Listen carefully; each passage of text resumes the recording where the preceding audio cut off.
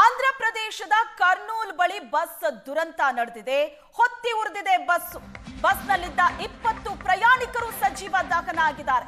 ಹೈದರಾಬಾದ್ನಿಂದ ಬೆಂಗಳೂರಿಗೆ ಬರ್ತಾ ಇದ್ದಂತಹ ಬಸ್ಸು ಸುಟ್ಟು ಭಸ್ಮ ಆಗಿದೆ. ಹೈದರಾಬಾದ್ನಿಂದ ಬೆಂಗಳೂರಿನ ಕಡೆಗೆ ಬಸ್ ಬರ್ತಾ ಇತ್ತು. ಕರ್ನೂಲ್ ಜಿಲ್ಲೆಯ ಚಿನ್ನಟೆಕೋರು ಗ್ರಾಮದ ಬಳಿ ದುರಂತ ನಡೆದಿದೆ.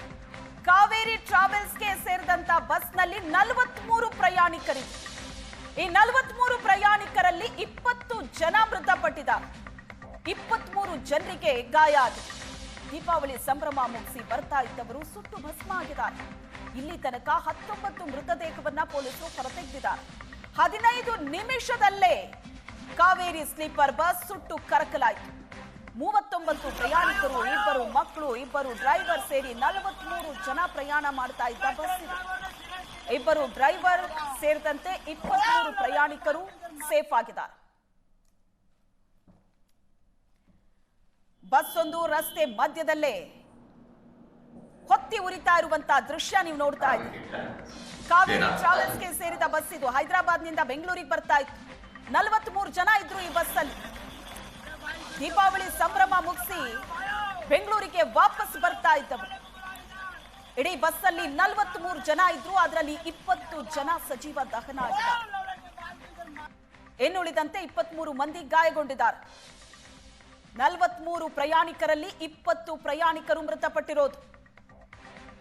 ಇಡೀ ಬಸ್ಸು ಹೊತ್ತಿ ಉರಿದಿದೆ.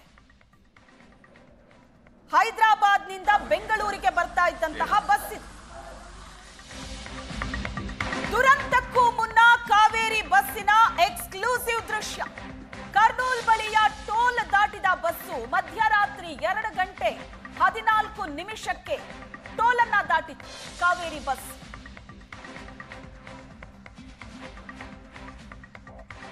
7 ವರ್ಷ 2 ತಿಂಗಳಿಂದ ಸಂಚರಿಸ್ತಾ ಇದ್ದಂತ ಬಸ್ ಇದು. 2018ರಲ್ಲಿ ರಿಜಿಸ್ಟ್ರೇಷನ್ ಆಗಿದ್ದ ಬಸ್. ಟೋಲ್ ಪಾಸ್ ಆಗ್ತಾ ಇರುವಂತಹ ದೃಶ್ಯ ನೋಡ್ತಾ ಇದ್ರಿ. ಕಾವೇರಿ ಬಸ್ಸಿನ ಎಕ್ಸ್ಕ್ಲೂಸಿವ್ ಆದ ದೃಶ್ಯ. ಕರ್ನೂಲ್ ಬಳಿಯ ಟೋಲ್ ಅನ್ನ ಬಸ್ ದಾಟತ್ತೆ. Sleeper bus. ಮಧ್ಯರಾತ್ರಿ ಸಮಯ 2 ಕಾಲ ಆಗಿದೆ. ಎಲ್ಲರೂ ಗಾಢ ನಿದ್ದೆಯಲ್ಲಿದ್ರು. ಬಸ್ಸಿಗೆ ಬೆಂಕಿ ಹೊತ್ಕೊಂಡಿದೆ. 20 ಜನ ಒಳಗಡೆ ಸುಟ್ಟು ಕರಕಲಾಗಿದ್ದಾರೆ. ದೃಶ್ಯದಲ್ಲಿ ನೋಡ್ತಾ ಇದ್ರಿ. ಟೋಲ್ ಪಾಸ್ ಆಗ್ತಾ ಇರುವಂತಹ ದೃಶ್ಯ ಇದು. ಇದೇ ಬಸ್ಸು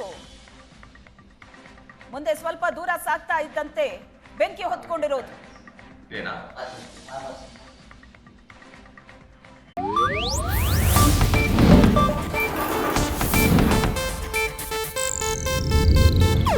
ಇದು ಏಷ್ಯಾನೆಟ್ ನ್ಯೂಸ್ ನೆಟ್ವರ್ಕ್ ಪ್ರಸ್ತುತಿ.